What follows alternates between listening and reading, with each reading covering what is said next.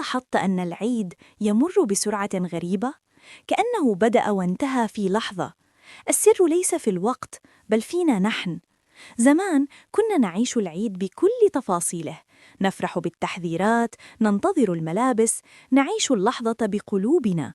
وأما اليوم أصبحنا منشغلين بالهاتف، بالتصوير، بالمقارنة، بكل شيء، فيمر العيد دون أن نشعر به. وإذا أردت ألا يمر العيد بسرعة، عيش اللحظة، اقترب من عائلتك واترك الهاتف قليلاً، فأجمل ما في العيد ليس الوقت، بل الشعور.